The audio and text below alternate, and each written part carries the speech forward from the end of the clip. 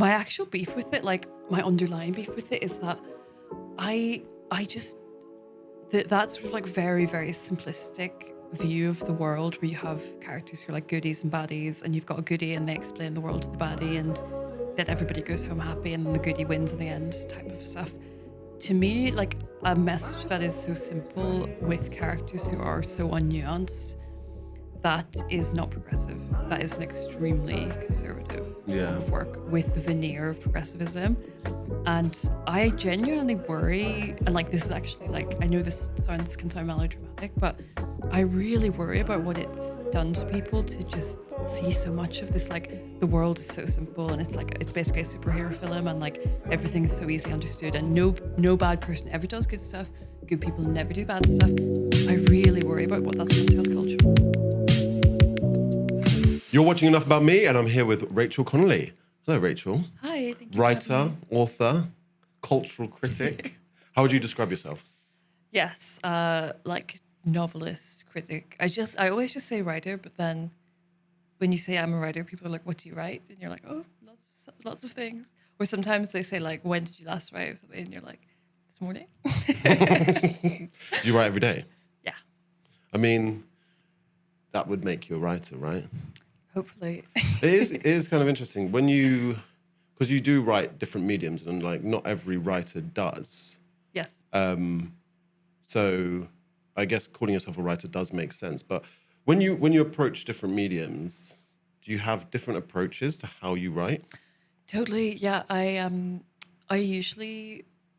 prefer to write fiction like first thing in the morning. I think fiction, 'cause I write novels and short stories.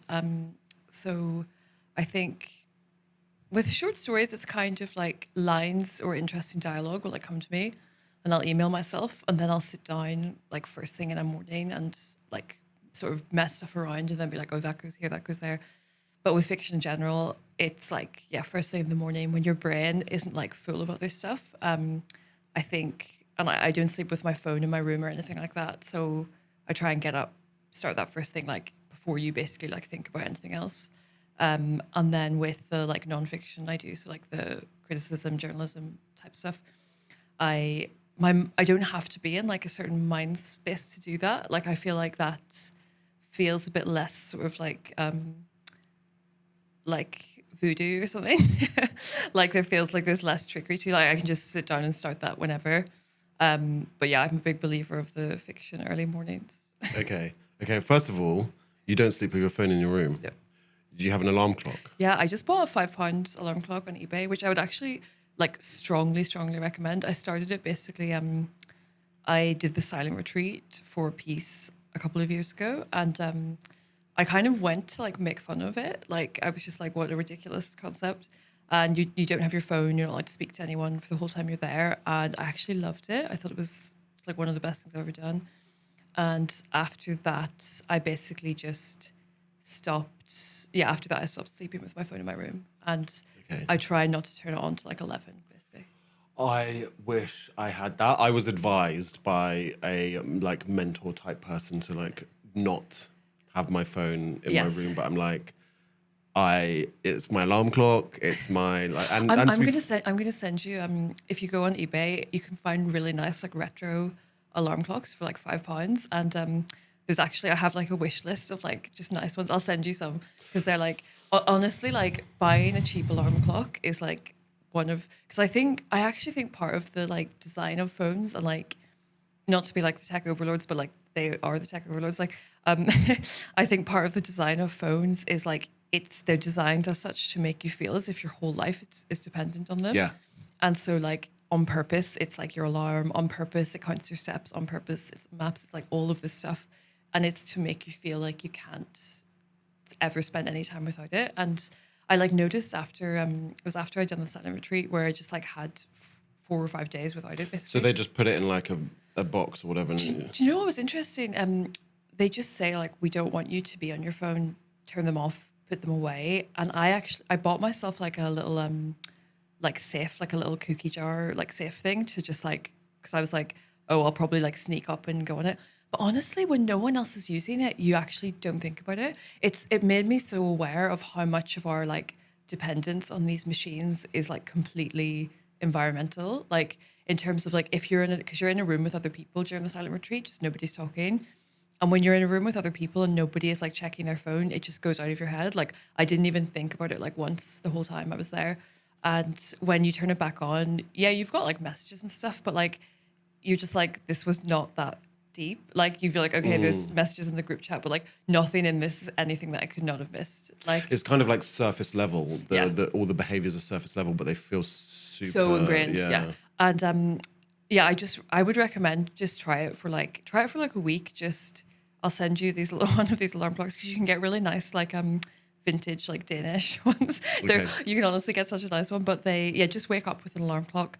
If you don't wake up with your phone, you honestly don't think about it, and then just like have your breakfast, turn it on at like 10 or something like that, and your brain is just like so much calmer, I think. I mean, that is the thing, but the one thing that is, well, there's multiple things. I think I'm looking for excuses now, but I listen to stuff to fall asleep, and I'm listening to it from my phone, which is probably really bad. Cheap radio? I have it a little. What are you listening to, like a podcast?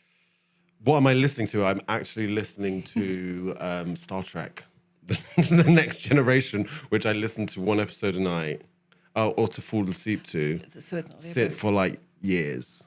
Maybe you could like get a cheap old CD player or something. Yeah. You can actually buy. Or I should just learn to fall asleep like a normal human being. Do you know what I mean? Try honestly try it for like I just think it totally resets your during the day your whole relationship to it, because I think we're all in this habit basically of like almost everyone uses it as their alarm clock. You wake up, you're instantly checking it, and then your whole day is like wired by the phone. Like it's just like remember, and it's like the first thing you see are messages from people, and like not that everything you see is like rage inducing but it sort of means you're not having your own thoughts. And I think is actually the big danger of like phones is that like, and our kind of constant dependency on them is that like you're interrupted so much by the outside world and often by stuff that is very emotive, and it's like it has so much control over your emotional landscape, and you're not actually like, you get up and instantly the first thing in the morning you surrender your thoughts basically to like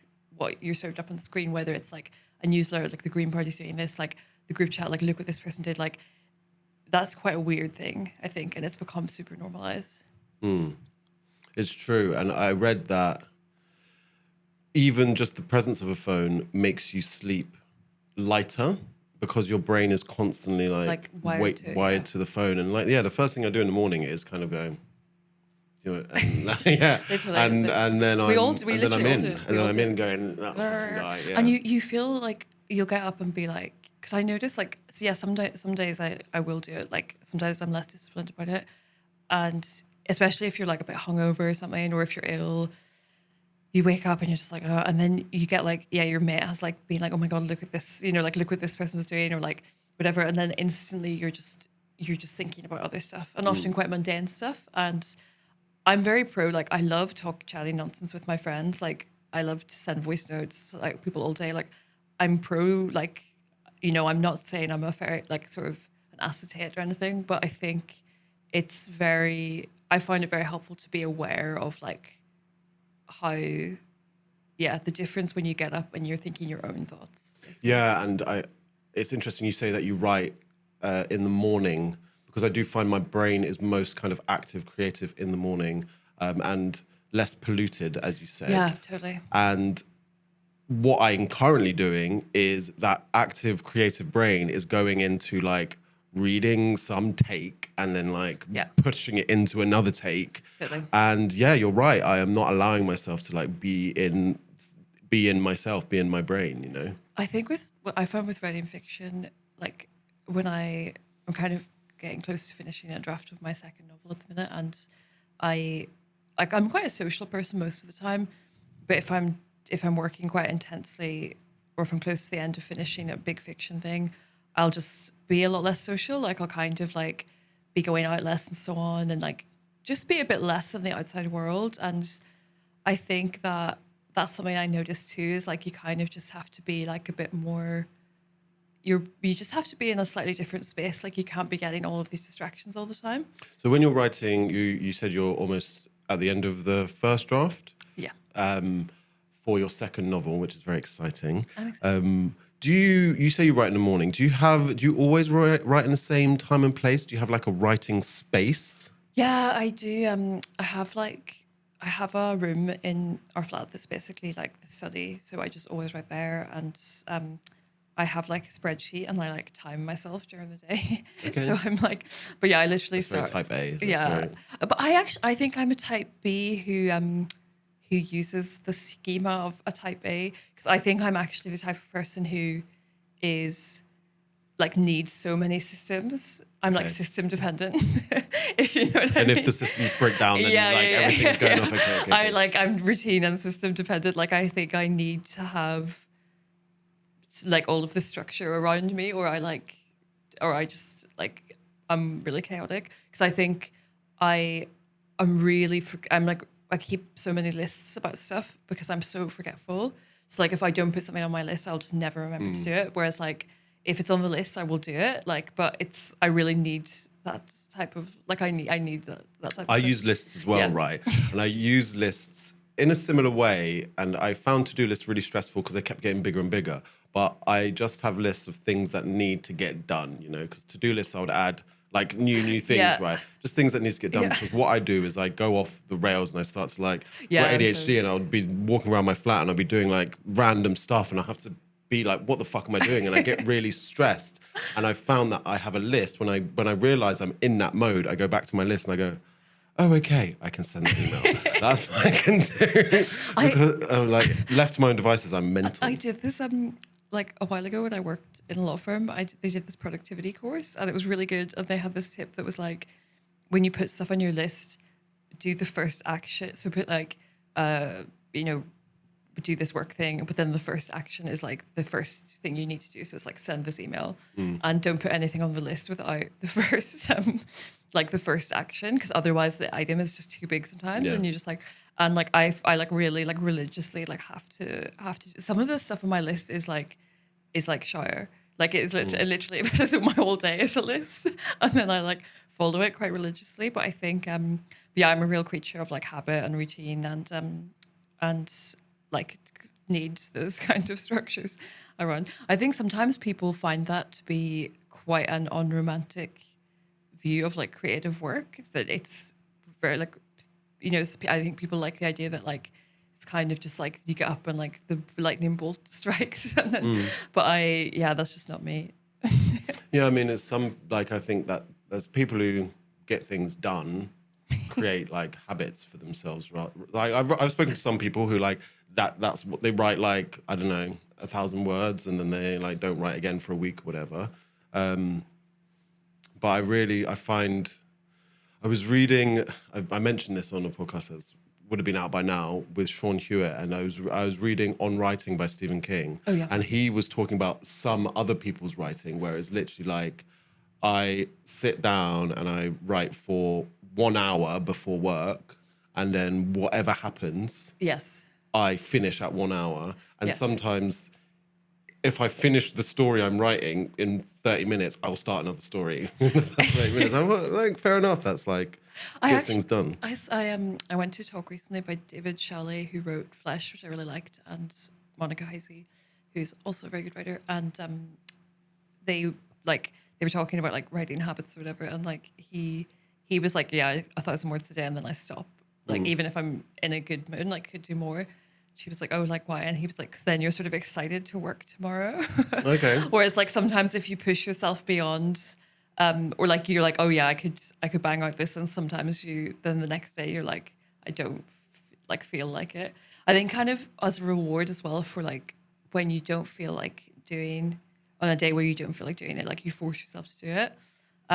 As a reward for that, I think it's good to like stick to like not overdoing it on a day where you feel better.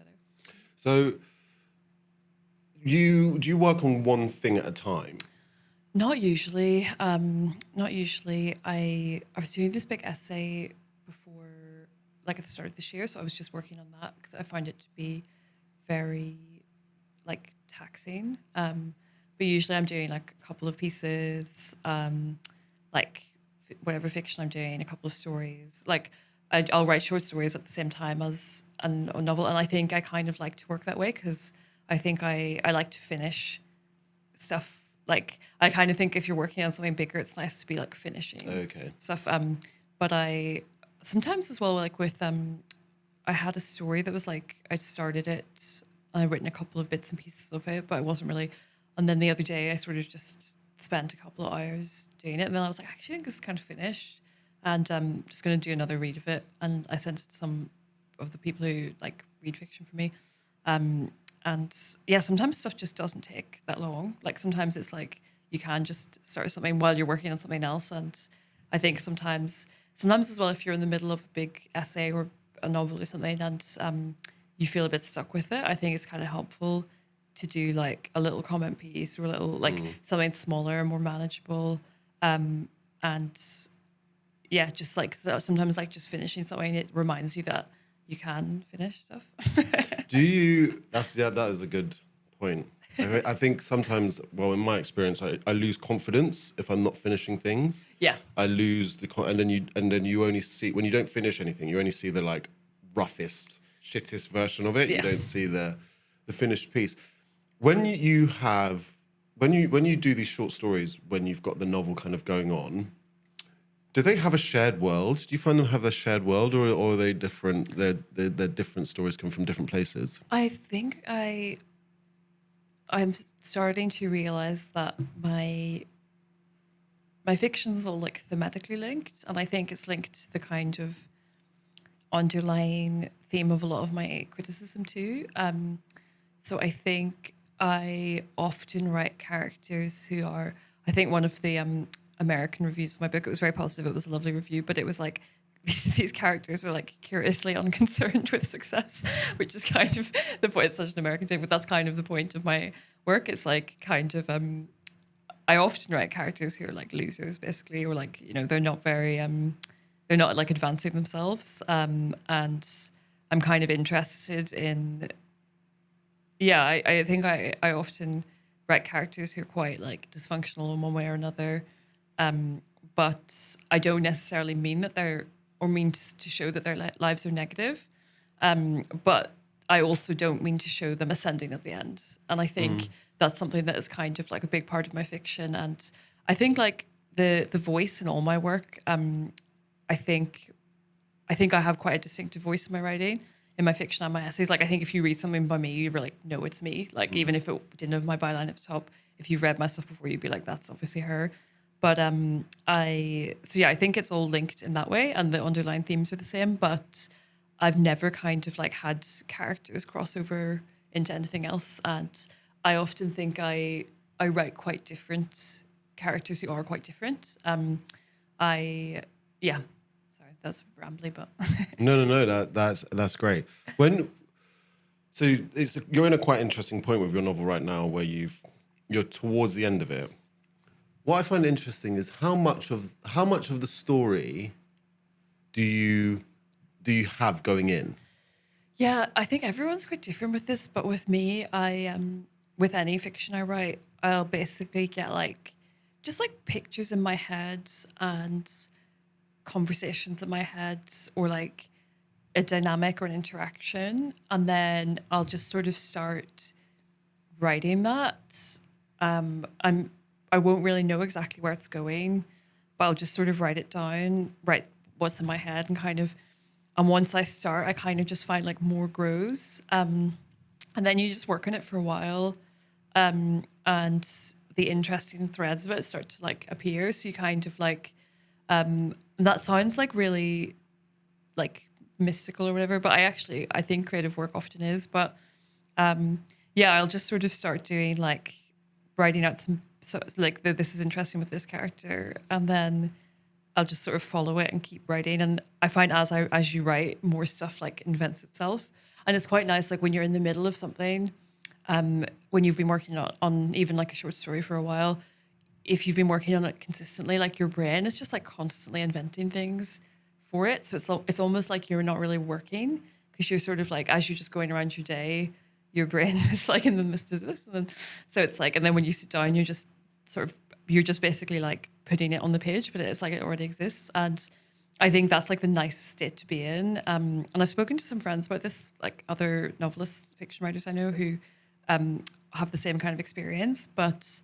that's like the nicest phase to be in, because it's like you've got such a sense of purpose, because you're basically like, whatever else is happening in the world, I have to make this, and that's important.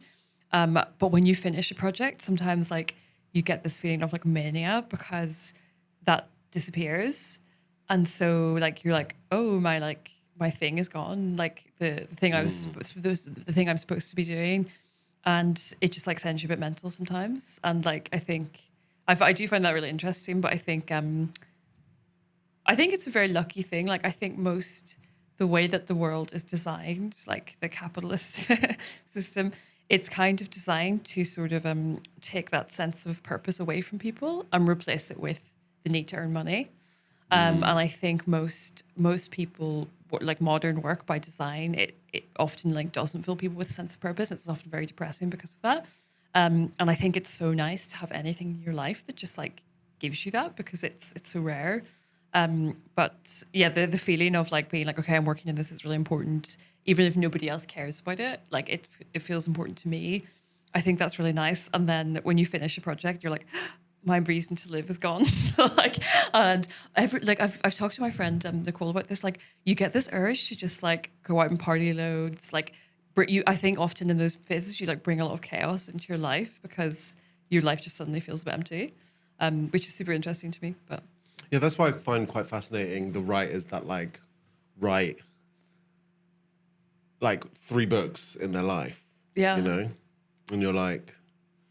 Well, and then you've got, sorry to bring up Stephen King again, but he's just on the forefront of my mind, where he's like writing like 3 books a fucking year or something like that, which might be a bit extreme. And this is like tangential, but like what you talked about purpose, I think. Yeah, you may be right about that in terms of like how our capitalist system works and how they try and redirect our purpose. I always find people fascinating who can make money their purpose. Like, I can just go and work for some random company that like sells paper clips, and I can just make myself interested in paper clips as long as I'm getting a good paycheck at the end of the day. I've never been able to do that.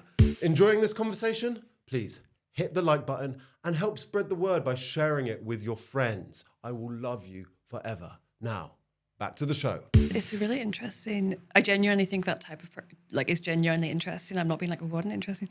I think that I was actually talking in therapy about this actually, because I read I think it was a novel relatively recently, and it basically annoyed me because it was like the characters were really purposeless. Like they were all sort of working in like, you know, just like an admin job, and they were like, I don't know what I want to do. But it was basically obvious to me that the writer had reproduced their own life, but without the like writing.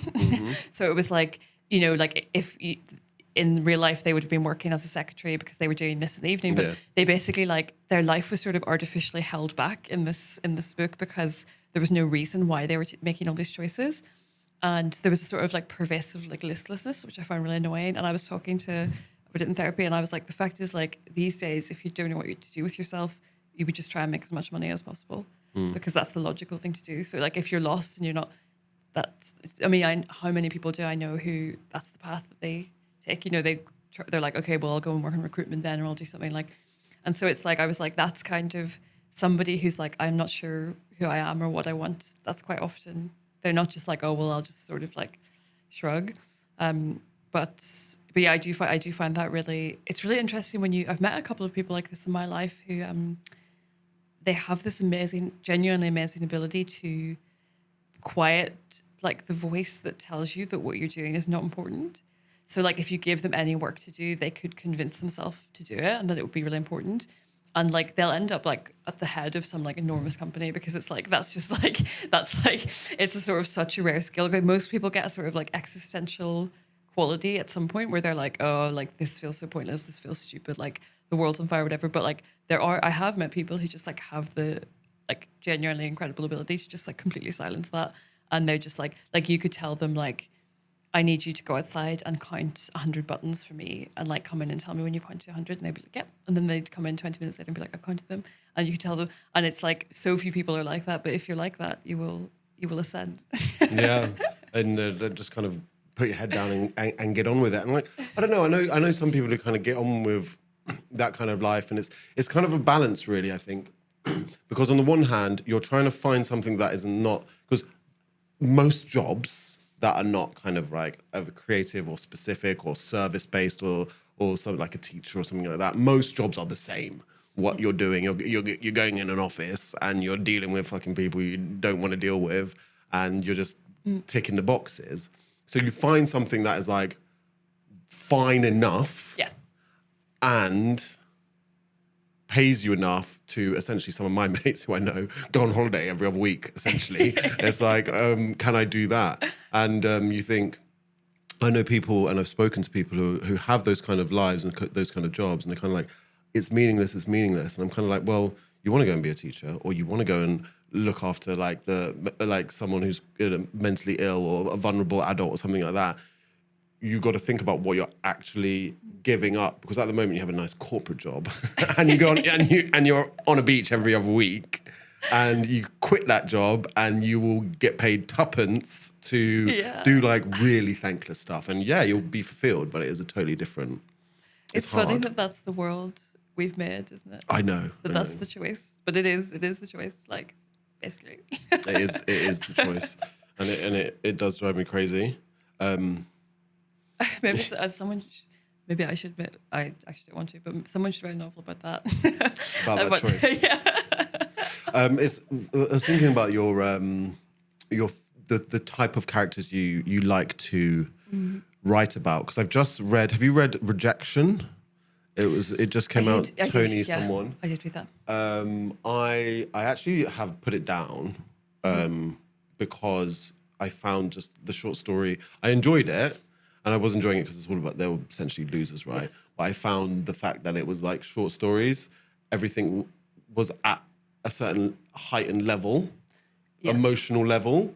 I find with that book as well, I felt like he, maybe this is like putting my assumption, but I felt like there's a lot of points where he sort of spelt out, he was a little bit too scared to like inhabit the characters. I noticed this, I remember it with a couple of those stories. Like there was a point where it had, this character who was like really terrible and treating all their friends badly and whatever. And like they would just get this email that was like a really coherent explanation of like how bad their personality was from a friend. And I was like, this gives like too scared to leave the email out. Like it was like the author's voice stepping in to be like, by the way, I understand that this character is really bad. And I think I think that was the downside of that book for me. Like it was that like in literally every story at one point, a character gets like this sort of, the main character who's this sort of bad protagonist gets this sort of character assassination in the form of like, and often it had like from the friend, it was like a level of like emotional articulacy bordering on like the clairvoyant, where it was like they were like, by the way, you always do this and you always think that, and it dates to this in your childhood. And I was like, this can be. I was wondering, because I noticed that as well, and I was wondering if it was because the world in which he was writing, were they like essentially kind of liberal, lefty, woke circles like doing that to people. Do you know what I mean? Yeah. They do like telling you about yourself, and you're kind of like, okay. But I know what you mean. Everything was kind of, there was a neatness which sort of ran counter to the purported messiness. Yeah. Of the but I will pick it up again. Yeah. But I just found it too. Yeah, I just found it like the fact that it was short stories, so everything had to be. There was no like curves. Everything was like, oh, now I'm here with this person. Yeah. But I now am reading a book called The Low Life by Alexander Barron, which is like a 60s, I want to say like early 60s book, set in Hackney, and it's about a gambler. And I'm really enjoying it at the moment. I'll send you it. But it begins with like, it's this guy who's middle-aged, maybe in his late 30s, early 40s, and he is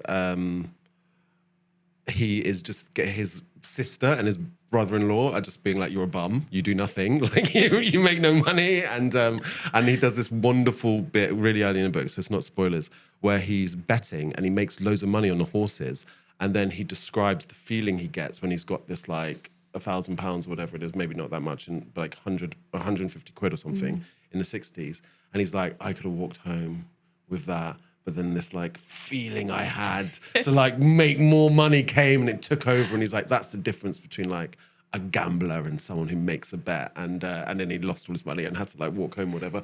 But it's so it's literally called The Low Life, and it's about this like I find addiction in general like super interesting, and like we talk quite a lot about it. But I find the kind of that compulsiveness like super interesting. I think it's growing to be a bigger part of our culture in terms of like, I just feel like you see so many new iterations of addiction, like even in the kind of Looksmaxxing thing that's like an addiction, I think, to because I think that like really interested me because it wasn't actually about having sex or attracting people. It was about sort of like just about modification. I think it was like a drive towards like some kind of like oblivion of like your old self, which I found super interesting. But I feel like addiction is kind of like the primary mode of sort of like being. Yeah, our current age, and we've got so much like terminology for it, and like terms of dopamine kind of chasing or whatever it is, and everyone's got this kind of idea of it. I do think we're in an age though where everyone's got all this language for stuff, but surface level understanding of it. So everyone talks about it in these scientific ways. It's kind of like Looksmaxxing, really. Yeah. Everyone's got these like scientific terms for something. But people, I think, because it's again, to me, it is quite an interesting nuance thing where like, I know, and me and you would joke about this, like everyone being like neurodivergent in some way or another these days, like everyone has. But then it is also true that like people literally sit all day on their phones having their like emotive response system like shot all over the place and whatever.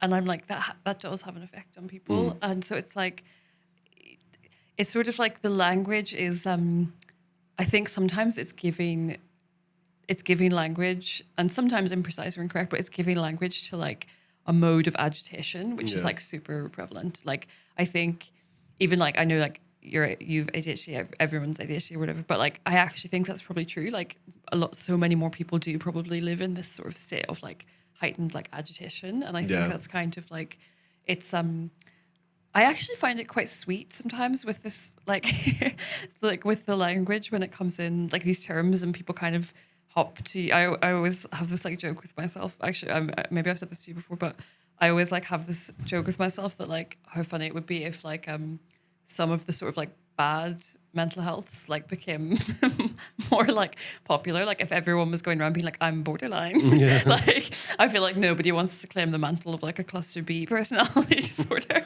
So everybody's ADHD instead. But I find it quite sweet because I think the quickness with which people jump to like self-diagnose and whatever is often born out of a sense of unease or discomfort and like a sense of like feeling actually like very happy and seen that there is some kind of name or label, even if it's slightly imperfect. So I think maybe I'm pro it. Yeah. I remember when I was a kid, my mum was very reluctant. I think this is how times have changed. My mum was very reluctant for me to get any kind of diagnosis because of it would be like, you're labelled, you're put in a place, this will affect your... And I honestly think that like that's stopped, like she needed diagnosis for some things, let's just say that. But maybe it's partly a class, I think it's partly a class thing where like, maybe I think there's less stigma, but I think I'd say like every middle class parent now is trying to get their child diagnosed with something just to like, you know, kind of extra time or whatever. Whereas I'd say maybe in a kind of working class context, there was more like, oh, like, will this mean that he doesn't get stuff? Will this mean that there's like, so maybe there's like a kind of class. I definitely think it might be class. I definitely think it's changed with time. Yeah.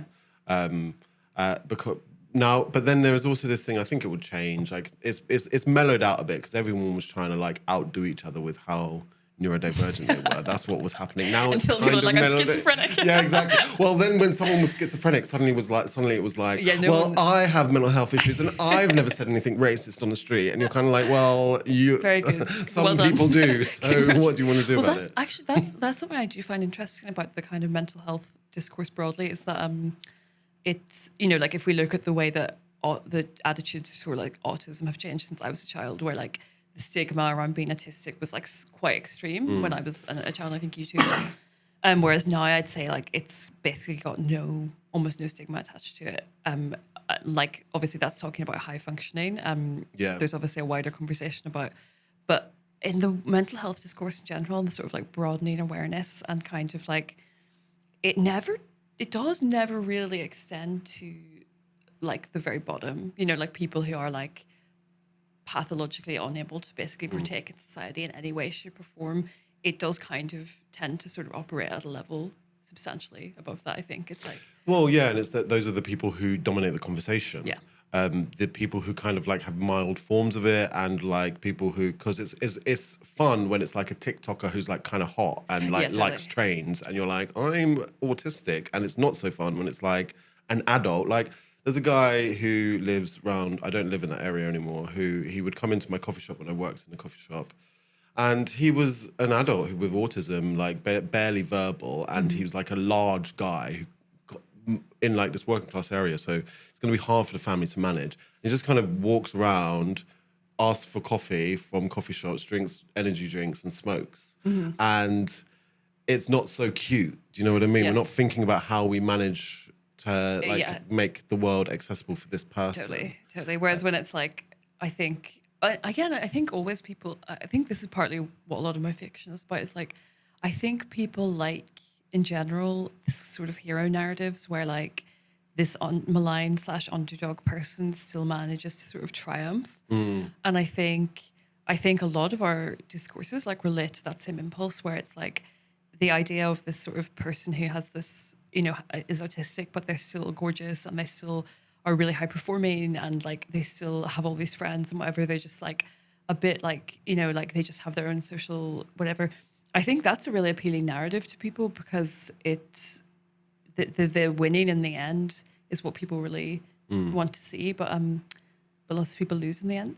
Well, exactly. And like, and mental, I don't like this sanitized version of mental health. It's good that certain mental health conditions or disorders or whatever you want to call it have had some kind of more knowledge, more awareness being brought to them.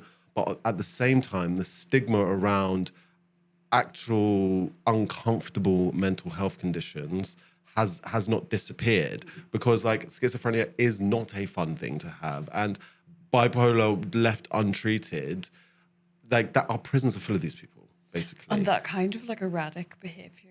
And actually that's why I take a real interest in the sort of addiction treatment programs. But I find this really interesting. Like I just find it interesting. I find the kind of like learning people to be more, or teaching people to be more responsible about the impact that the erratic behaviour has and like how unnerving that is to deal with. Because yeah, even when you're like, if you're dealing with someone who is behaving erratically, even if they're not like full blown, you know, having a psychotic episode, it's like extremely unnerving. Like, you know, if you're dealing with someone who like is, you know, like just like their moods are really unpredictable or it's whatever, like it is really, really unnerving. And it's kind of like, and yeah, I don't think we have any more sort of like discourse around that, or, you know, like ADHD like doesn't make people sort of like emotionally volatile in that way, whereas like that is really like yeah, if you have like a close family member or someone who like has like that kind of, it is a lot. But yeah, I feel like that conversation is just not, it's not very fun on TikTok. No, I mean, because obviously you know that I'm sober, right?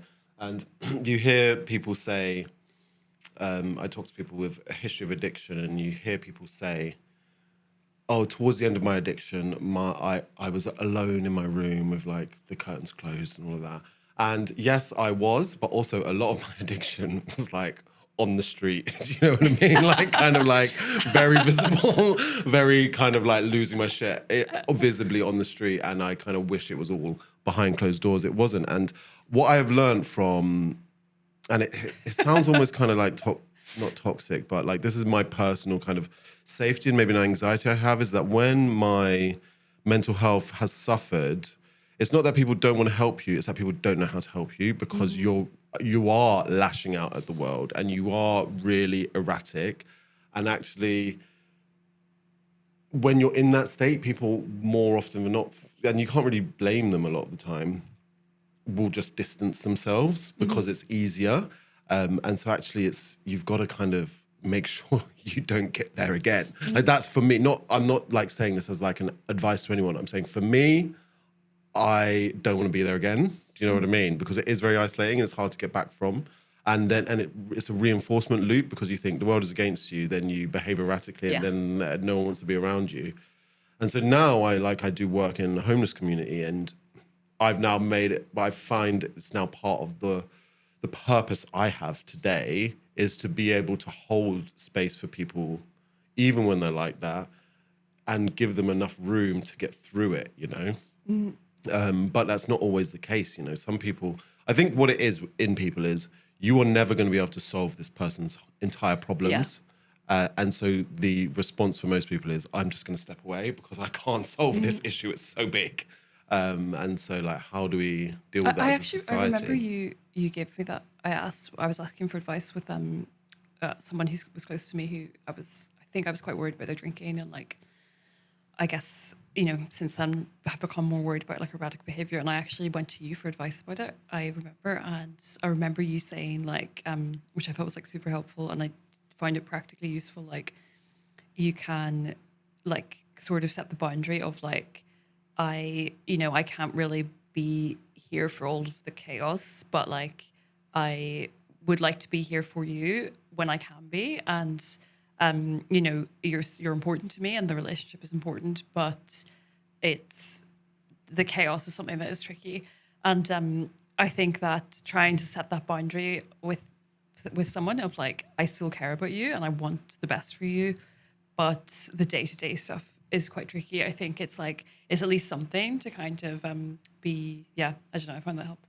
It is really hard because when you're the chaotic person, you will take and you will try and make every action feel like it's an attack on you're hurting me, and this is an attack on me. And I was joking with my friend the other day that like, I felt I got myself locked in such a victim spiral that my list of people who were like on my suicide note was too long to like name every single person. And I was like, it's because you did this, and it's because you did this, and you did that. I was like, I was like, I need to name check every. It's also like, and then you give me this look, a bad look, or whatever. And it's like, I had a conversation with someone who is like not doing very well or whatever, and like, you know, I was like, you know, I was like, I'm trying to understand why our relationship has become like this, whatever. Like, what, you know, like. What like, let's have a conversation. Like, what have I done wrong? And they were like, 2 years ago, you said I gave you a dirty look, but I've never given anyone a dirty look. And that's when I knew that. And I was like, okay, right, okay. But then like, in your brain, you're latching onto that for ages and ages. Like that's in your brain. You're like, that is like the big thing. And then you realize that actually is like someone didn't even see you, or it wasn't even them. Do you know what I mean? Like, it's kind of, yeah.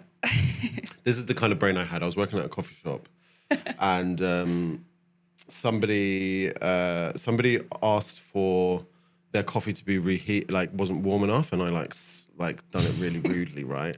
And I was like, oh, for fuck's sake, like blah blah blah. And he was like, oh, okay. And then afterwards, I felt really bad because this is a point where I'm trying to move away from that kind of stuff, and I'm doing a lot of work on myself, like mental health work, and so like 2 days later, I was like, he came again, and I went, oh, sorry, on Monday I was really rude to you about the coffee. I'm sorry about that. And he went, oh man, who holds a grudge over coffee? And I was thinking, me? I hold a fucking grudge over coffee, mate. I've been thinking about it ever since. But yeah, like that, like when you're in that mind, everything is locked in, and it's not that deep. It's not that deep. But we've been talking about different people, different themes and topics. You write fiction and non-fiction. We've spoken a bit about fiction. How do you? What differences are there in exploring the world through fiction and non-fiction? And do you have a preference? For me, and this is not the case for everybody who does both, but my style of writing is different in both. So actually, in that Rejection book, I'm not sure if Tony, who wrote that book, writes nonfiction, but his writing is very essayistic. So it's like, you could imagine, like, the way he writes fiction would translate pretty directly to an essay or a personal essay, like the style will be the same. Whereas with me, the style in fiction is different. Like dialogue's a way bigger thing in my fiction. And actually sometimes that appears in personal essays. Sometimes when I'm writing an essay, I'm like, I don't see other people do this, but I'll just do it and see. And then the editor's like, oh, I like this. So sometimes I put in dialogue and stuff to personal essays, which people don't usually put exchanges in that often. But yeah, dialogue's a really big thing in my fiction, like, and very naturalistic dialogue. So I'll have a lot of like, okay, yes, like those type of exchanges, which in my nonfiction I probably wouldn't. And I think in my fiction, like I'm often trying to sort of like recreate or I want some kind of sense of like aliveness in terms of like some sense of like, yeah, people speaking or people talking. Like I want there to be some kind of stripe that feels like it's from the world. Whereas in nonfiction, I don't mind that it feels a bit more artificial. So yeah, like if I was writing a personal essay and a fictional character doing the same thing, the style of writing would be quite different. But I think also, I think like a lot of my nonfiction is about sort of like trying to push for like ideas of like ambiguity and nuance and so on. Like I'm not a very like polemical writer, but I think I tend like an essay is essentially like an argument, and a personal essay even like it's generally writing about something that you feel some sense of resolution towards or about. So like I wouldn't really write a personal essay about something unless I've been thinking about it for a long time and it was like almost in the past. And I wouldn't write, you know, like if I had something really dramatic happen to me tomorrow and I like wanted to write about it, I would leave it for ages because I would want to have come to like the end of my feelings, the end of my, you know, I would want to like be able to come to the page with some kind of like confidence and ownership over the whatever it is that's happened. Whereas with fiction, I don't feel like I have to have that sense of like completeness or an argument. I feel like it's a space for stuff to be like even more unresolved. But I think but yeah, I think like I actually think there's sometimes a bit of a thing, and I think this is quite a modern thing, like quite a recent thing, where like some people who write fiction are quite like snotty about the idea of doing both, like as if it's sort of like the pure art is to just write like fiction and poetry or something. But I think that it's just like not the way it's like ever worked. Like most of my favorite novelists and fiction writers wrote both, and most people who are interesting stylists write both. And so yeah, I don't know. I wonder actually if that's the didactic turn in fiction has sort of, I'm not sure where that's come from or where that notion has come from, but I think they're both like super interesting and very creative modes that like you know like you challenge yourself if you do both, and yeah, you do loads of stuff in an essay that you couldn't do in fiction and vice versa. How so when you're choosing a topic, how do you go about that? Are you drawn to something? It's something that you just is on your mind a lot, or Yeah, so quite, like often like an editor I've worked with will like come and be like, oh, you know, what do you think about this? Do we want to do something on that? So sometimes that way. Sometimes, yeah, there's just something you notice people have been talking about a lot, and then you're like, oh, I should do something. Like I actually, a friend of mine, Sophie Haney, did this really good piece on sex and love addiction, and I was like kicking myself because I was like, I've been having so many conversations about that. Like I feel like I know so many people who've been trying that what is it, sex? I can't remember the acronym, but sex and love addiction thing. I was like, oh, I wish I'd done that because that would be such an interest. I love writing about that type of stuff where it's like the way people relate to something. But yeah, if I notice like everyone's talking about something or something keeps popping up in my life, then like I'll be like, that's probably quite an interesting topic. And yeah, sometimes something just pops up and it kind of really interests you. Yeah. is there something that you feel confident to write about today that you have previously kind of say 5 years ago you wouldn't have written about? Yes, I actually think a lot of people who are my kind of age, they start writing, doing a lot of personal essays about sort of like, and you know, there's a lot of discourse about like the exploitative nature of that, like, you know, getting quite young people to do like to write, you know, about this graphic sexual assault or whatever. And yeah, obviously we can have a whole different conversation about that. But I actually never really did that much personal writing at the start. I mostly just did critical writing.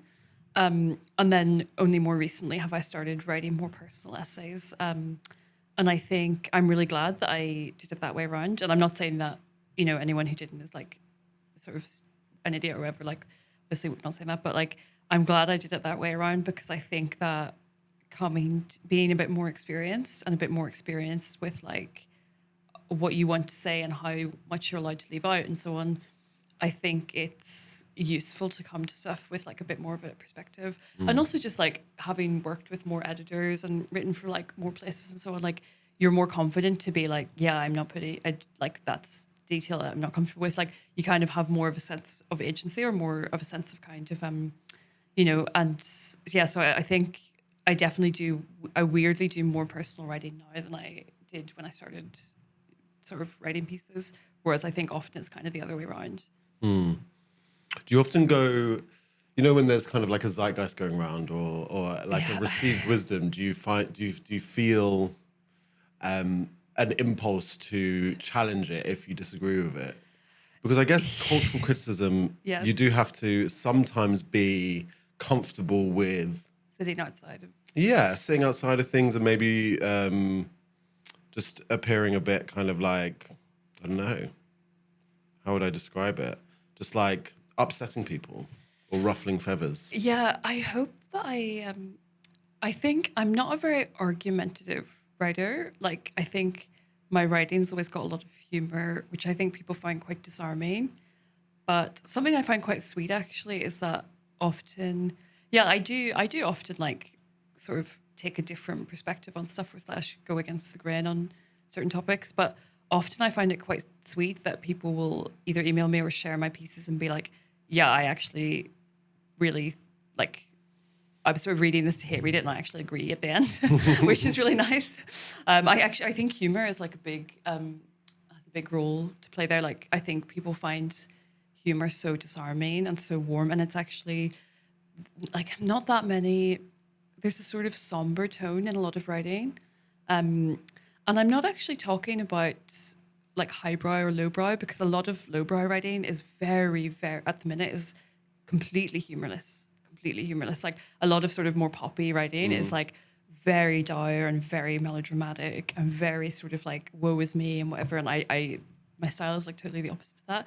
And I think people just find it quite refreshing, I think, often. So it's like, they're like, this person doesn't seem unreasonable. Like this person is funny and is self-deprecating and is sort of like, and I think, I've actually always found that it's rare. It's quite often I would write stuff that is like not the mainstream perspective, but it's rare that people would get really angry about it. Yeah. Yeah. Well, you were telling me that you disagree with my take on the swans, yeah. Yeah. Well, it's not the swans, it's the swimming. What is your take? What is my take? Well, my take is that people swimming in that Hampstead pond are not bad people, because where else is there to swim in London for free on a heat wave? I think my take is as you probably know, I live quite close to a pond and I go there every day or most days to feed the birds. I make them snacks and bring them, and I bring them like oats and peas and so on. And it's like a big part of my sort of like, it's like I like watch watch the eggs hatch, and then I kind of track them, and like it's just a part of my life. And I've just gotten so much out of sort of like paying attention to the sort of like their little ecosystem and the sort of like feuds that they have, because there's a swan and a geese in the pond near me have like this like insane crazy beef. But I just get a lot out of it, and I thought it was really sad when I saw that, because I don't think that people are malicious at all. I think the likeliest thing is that they have no idea that this whole ecosystem exists within this pond. And I found that really sad, because I was like, this is like one of the most like reconnecting with like nature. It's funny because like I'm from Belfast, but people assume because I'm Irish that I like grew up on a farm, but I've never lived more than like 5 minutes walk from a 24-hour shop. Like I've always lived in cities wherever I've lived. I've never lived in the countryside. But I like being more in tune with nature, like kind of just paying attention to these much bigger systems that exist all around us is just like such a fulfilling. It gives you so much fulfillment. And I was like, it's really sad that these people probably live quite close to this in a lot of cases and just have no idea that it exists and like are completely oblivious to it. And that's not their fault. That's because they're sort of like, but I was like, oh, if if this is part of your neighborhood and you genuinely don't know that there's all of these eggs here, I was like, that is really sad. I mean, there's a couple of things where I'm skeptical about how much they were disturbed. Like, genuinely. Oh, I don't know. Like, honestly, there's like having watched this for a while. Like, there's as in my own pond, the eggs were really fragile, and it brings out the side. It's quite interesting actually because the birds have to work as a partnership, basically, to look after the eggs. Yeah. So like the female bird does spend the whole time with the nest, and then the male bird gets like really, really agitated, like noticeably really agitated as it gets closer to the hatching and so on. And like, yeah, they really work as a team, and like all of their energy goes into like making sure that these eggs are protected, basically. So it's like it's such a like heightened emotional time for them, and it's basically like I think it's so there's so much that can go wrong at that time that it's just like, yeah, I don't know. I feel like watching it, the process of it, and how it's like, it's really funny because they're like in there's two ponds, like adjoining ponds near where I live, and in one there's like a family of geese and a family of swans, and the male swan is like so territorial and aggressive, and he has like huge beef with the male geese, and the male geese is like, and like he's basically half the size of him, so he can't really, he can't like properly face off against him. So his only option is sort of to like be a bit of like a prankster. So like they have this really funny dynamic where like the male geese is always like winding up the male swan, and then he runs away, and it's like they like chase each other around the ponds all the time. But the like recently the geese ducklings hatched before the swan ducklings, and it sent the male swan like crazy because he was like, I want you out, I want you out, I want you out. And he was so anxious because he was like in this process with his own eggs, and every night the geese would swim across from one bank where they get fed to the middle, and he would like run across and try and pick the babies off to kill them. God. Literally, it was like so dramatic. So I feel like the birds are so attuned to like threats. What's going on? Yeah, threats in the ecosystem at that time that I think I can see that it would cause loads of chaos. Well, the main thing I have is that First of all, look, I get it that those specific birds, okay, but London, the idea that like there's only that pond where London is actually very good for like biodiversity for a city, right? There are lots of places that are like specifically cut off for biodiversity. In the same token, the birds only have the ponds. Yeah, well, yeah. If a swan came into your house, you wouldn't like it. True, but then so this is on to my second point. Hampstead ponds themselves used to be accessible. You used to be able to go in and out of them. Now you have to pay £10 for like a slot. I've actually never been to what about like the ponds, like the women's pond? Well, that's what I'm talking about, the swimming ponds. But I don't even know how long ago it was, like 5 years ago or something. Maybe you could just go there. You could spend the whole day there. You could go in and out. Yeah. You could, and so they've slowly cut them off and made them more like you've got to do it by a slot, and you can have half an hour and then blah, blah, blah, blah, blah. There is nowhere in London where you can swim for free in natural water. Now, that pond is probably not even swimmable, but people do. It's the only place. And if there were more free, accessible bodies of water, clean, that people could swim in, you wouldn't have people interrupting a nature reserve, which is what it is, right? And so you should have nature reserves, but there also should be like, there is like Lidos, and there is the Highgate ponds. They are fully booked like 2 weeks in advance when there's when there's like a hot weather. You should be able to swim in rivers. You should be able to swim in reservoirs. You can't swim anywhere in London. I think it's a fallacy to think though that humans don't get anything out of a nature reserve. No, I don't think they don't. That's not I think they do get stuff out of nature reserve. I actually like it. Like, there's a really great one on the marshes where you can like walk down there. Have you been to that one where you can walk down and it's got little hatches and you can look? I think it's both. So I think that. I didn't know that you had to pay for the ponds. That's kind yeah, you do have to pay for the ponds. Yeah, and you have to pay for the serpentine as well. Like, so. Really, we should have clean bodies of water for people to swim in. And if we're going to end up being like a fucking city like Madrid, then because essentially we are like a landlocked city, then we need to have more accessible water, because it's not that I'm saying fuck the swans. I'm not saying fuck the swans. I'm saying that humans are also animals too, and they like getting by water. And if it's going to cause a problem to nature, then it's our job as a society to manage that and make sure there's other places to go, you know? Yeah, I agree. Because there isn't. So that's why I think they're not bad people. I agree, they're not bad people. But I also thought it was really sad that I genuinely think most of the people who probably had no idea that there was any birds there, like just didn't know. And I actually think that's sad too, because it's like, it speaks to the other problem of our lives where like you don't get any time to just like be in the world, just paying attention to the world. It's just like that kind of, I was like, how many of those people probably like a screen time is like 9 hours a day on your phone, but like you just be walking around your local thing and just like, I don't know. I think it's something that has more consequences than we have realized. Yeah. Yes. Disconnected from it. Okay. New work. Your reading event night. What is new work?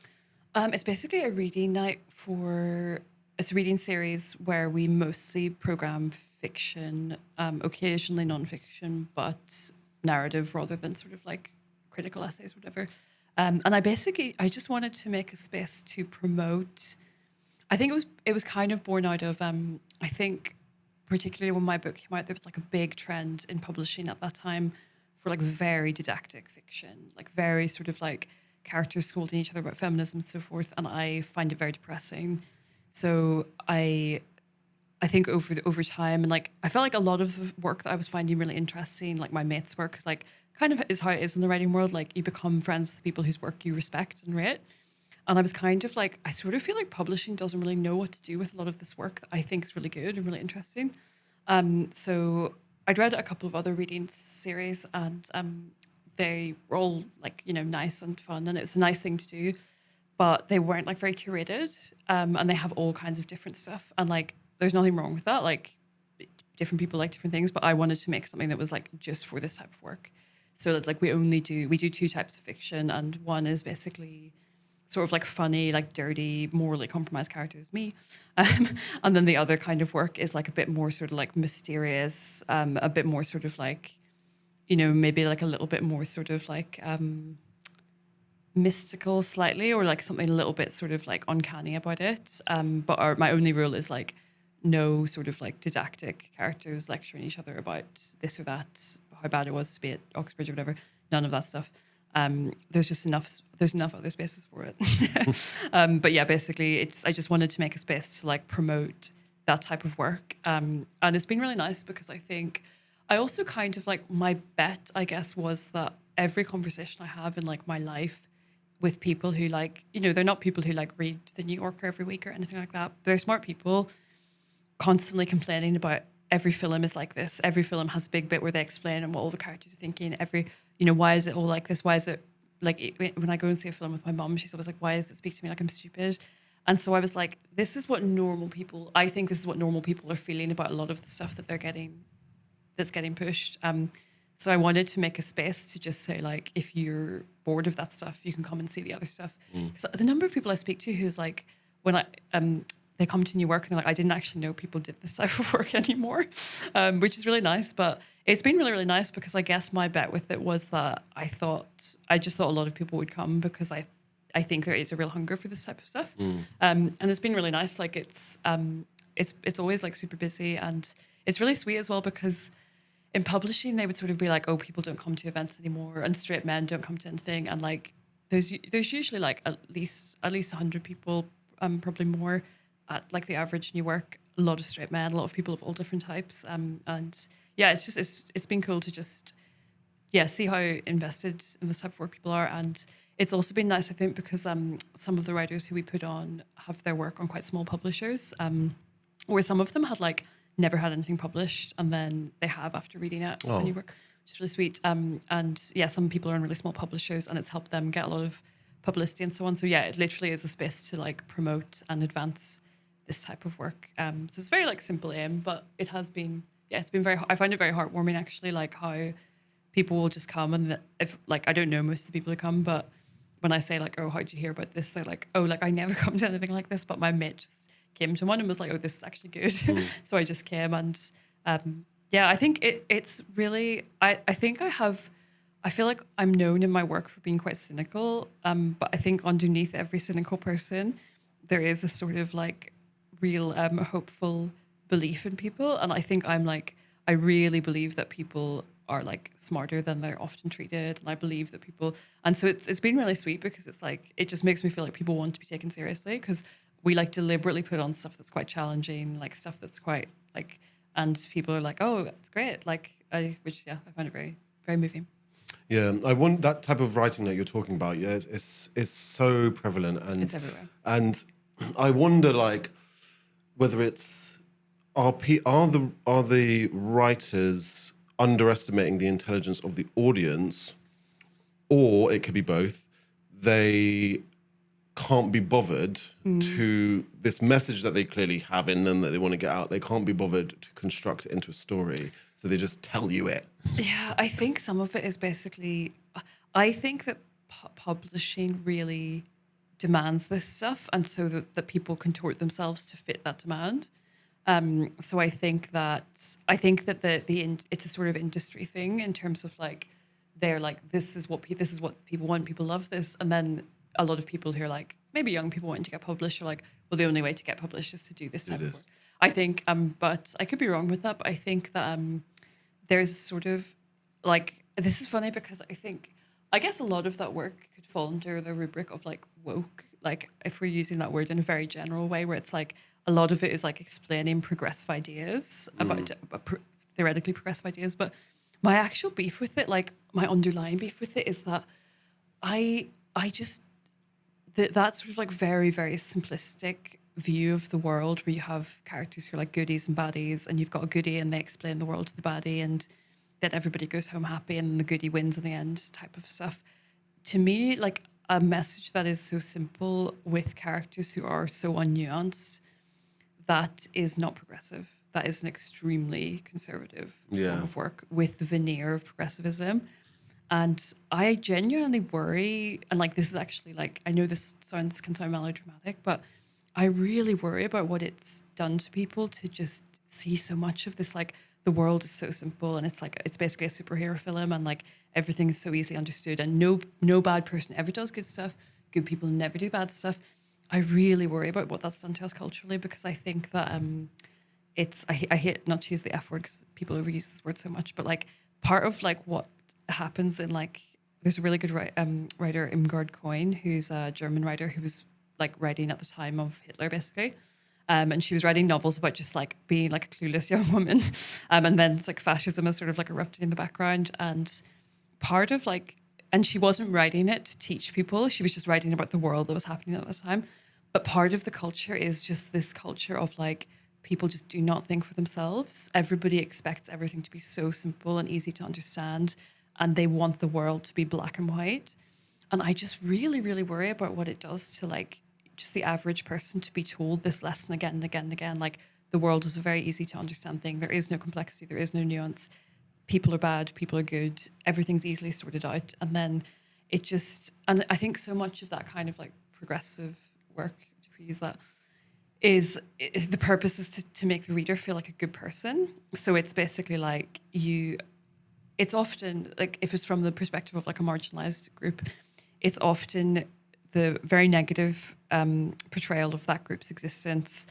The underlying thing is that group trying to join the sort of like ascendant class or whatever. And it's a very comforting message to the assumed reader who is always, you know, an upper class white person, basically. It's a very comforting message to them because it basically tells them like everybody else's life is bad and everybody's trying to be you.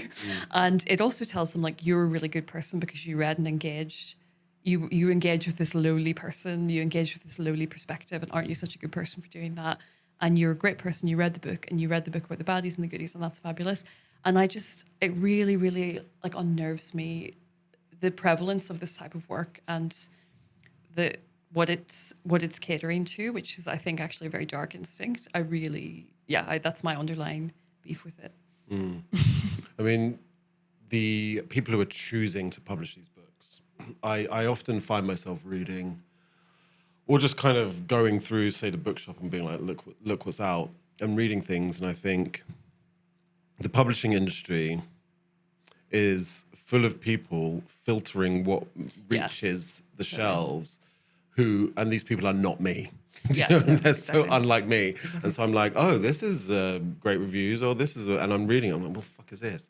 Or I'm just not interested. Not necessarily that it's bad. It's just like, I am not interested in this. And also, so often when it's a perspective which is not the assumed mainstream perspective is like Oxbridge, like private school, Oxbridge, white, whatever. A perspective that's not that, it's often like it's explaining every element of the life. So you can tell already when it's doing that much explaining that they don't assume the reader to be from that group. So it's like, it's quite a strange thing to never assume the reader, to assume the reader always needs it explained, because it's like, what assumption then are you making about who's actually reading? Which I find quite like, but you get it with it exists in every type of media, film, TV, films. Terrible for it. So how do you go about curating new work? Like, what do you look for? Do you is it people that you've read that you know? Yeah, so that's my only really sort of strict rule is like none of that work. And then basically, it's a lot of it is like it's like people who I read their work and I like it. Often it's my mates, but it's because we become friends through reading work. I think quite a lot about how to pair people with each other. So we do 4 readers each time, and they read a mixture.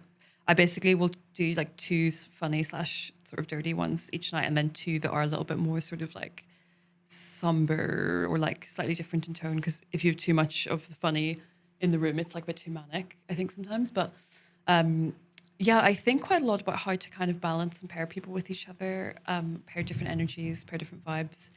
But it's just like while I'm in the shop, if I'm in Sainsbury's doing my shop or whatever, I'll be like, oh, this person would go with this. And I quite like to like put people together who wouldn't necessarily like, because if one person's audience comes, then they see the other person. And there's a writer I love, Eugene Martin. He's like one of the best, I think, living writers, very underrated. But his work is very brutal, but it's very compassionate underneath that. It's just like very, very like amazing writer.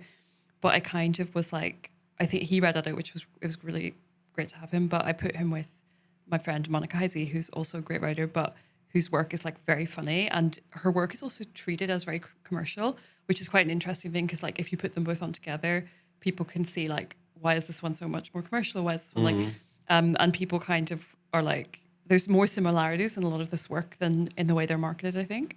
It's basically just trying to like find interesting ways to put people together, and then some of it is like, there's this writer, Sean Tanner, whose work I really like. And I read a story of his ages ago on some like random website. And then I messaged him when we were talking about starting new work. And I was like, oh, like I don't actually know anything. I think I messaged him when I first, like, if I read anyone's writing and I like it, I usually just reach out to them, because it's pretty common. Like everyone kind of does that. And especially if you see people doing interesting stuff or stuff that's like what you do, it's like nice to be part of a community. So I messaged him. I was like, I really love this. Like, can you send me any more of your stuff? So we kind of were in touch after that. And then when we were starting new work, I was like, oh, would you ever be up for doing this? And he was like, yeah, like why not? And I was like, I don't know anything about your life, but he was like over in London for this work thing randomly. Like he lives in Cork and does a really random job, but he was over in London. So we kind of did one around him being here, and his work is like really dirty and kind of really uncomfortable. But I was like, I think in this kind of environment, people would sort of get it. And yeah, people really loved it. And I think he got quite a lot of agents get in touch with them after. I don't think he's chosen which one yet. He sort of had like his pick of people. But yeah, I think it's mostly just people whose work I've like connected with in some way or another. Oh, beautiful. So what can you tell us about the next novel, like timeline wise? Like, can you tell us anything about it? No. No. No, I'm just like, I'm terrible at talking about stuff while I work on it. Because Okay. I give myself the willies, basically. Fair enough. So I've Is it the story that I've heard you read extracts from, or is that different? Yes, I have. I read excerpts from it at New Work. I've read excerpts from it at New Work. Yeah, that's the novel I'm currently working on, which I really. It is very funny. Thank you. Yeah. It's been really fun to write. Like it's got 4 different characters, and they're all kind of funny. And I think it's something that I do a lot in my fiction. I think is like have these protagonists who are like, which we all are like this to varying degrees. Like they're not really aware of how they're coming across. And so like the gap between how people see them and how they see themselves, I find so much humor in that. It's very funny in real life in general. And actually, my first novel as well, like that was that it was a character who was like quite the way that you could always see that the way that she is perceived versus the way that she perceives herself is quite different. Like she was always missing quite a lot of information or whatever. But I found it funny with some of the reviews. I think because it was a female protagonist, I'm a woman, they sort of just thought that I was writing her totally straight when she's not. She's not like she's like the idea that you could read that character straight. Like there's a bit where she does like a personality test for a job and she fails the personality test. And then still some of the reviews were like, Rachel just wrote herself. And I'm like, if I was writing myself, I would have passed the personality test. But yeah, the idea that you would take that character totally straight. But one of the main characters of my new novel is a man, and it's actually very freeing to write as a man if you're a relatively young woman, because you free yourself from the sort of like autobiography constraint. I mean, you do write relatively well, no, very well from a male perspective. To be fair, I find it very funny.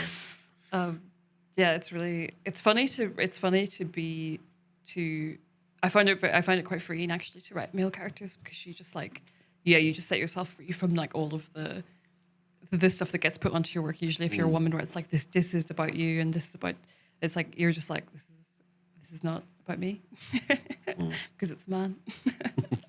Okay, Rachel. What is something that you've had enough of? Josh O'Connor, is that his name? That actor.